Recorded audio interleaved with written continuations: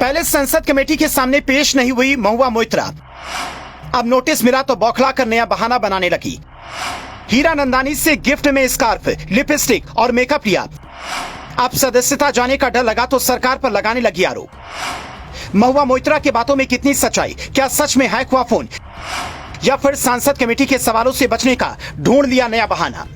TMC सांसद महुआ मोइत्रा की मुश्किलें बढ़ने वाली हैं। लोकसभा की एथिक्स कमेटी ने महुआ मोइत्रा को पेश होने के लिए बुलाया था, लेकिन नया बहाना बनाकर महुआ मोइत्रा ने पेश होने से इनकार कर दिया। 5 नवंबर तक का समय मांगा था, लेकिन एथिक्स कमेटी ने उन्हें 2 नवंबर को पेश होने का आदेश दिया है। कमेटी के सामने पेश नहीं होने के लिए महुआ मोइत्रा नए पैंतरे खेल रही है। पहले उन्होंने चुनावी कार्यक्रमों का हवाला दिया और 4 नवंबर तक व्यस्त रहने की बात कही। अब बीजेपी सरकार पर फोन टैपिंग करने का गंभीर आरोप लगाकर असल मुद्दे से भटकाने की कोशिश कर रही है। दरअसल पिछले कुछ समय से भाजपा सांसद निशिकांत दुबे और महुआ मोइत्रा में खूब खींचतान चल रही थी। निशिकांत दुबे ने महुआ मोइत्रा पर कई सारे गंभीर आरोप लगाए हैं। महुआ मोइत्रा पर उपहार और पैसे के बदले संसद में सवाल पूछने का आरोप लगा है। भाजपा सांसद निशिकांत दुबे ने लोकसभा अध्यक्ष को पत्र लिखकर महुआ पर पैसे लेकर एक बिजनेसमैन के हित से जुड़े सवाल पूछने का आरोप लगाया है। पिछले दिनों बीजेपी सांसद निशिकांत दुबे ने मोइत्रा पर संसद में सवाल पूछने के लिए आरोप लगाया था। उन्होंने स्पीकर ओम बिरला से महुआ मोइत्रा के खिलाफ लगे आरोपों की जांच के लिए एक कमेटी का गठन करने की अपील की थी। इसके बाद ओम बिरला ने इस मामले को संसद की आचार समिति के पास भेजा था।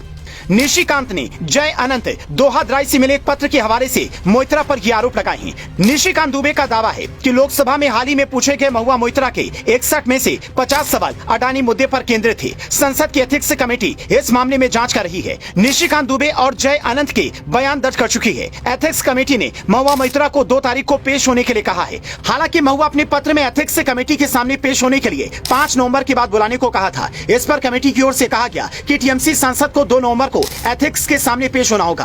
वे बैठक की तारीख को फिर से निर्धारित करने के किसी भी अनुरोध पर विचार नहीं करेंगे। इससे महुआ की संसद सदस्यता पर भी खतरा मंडराने लगा है।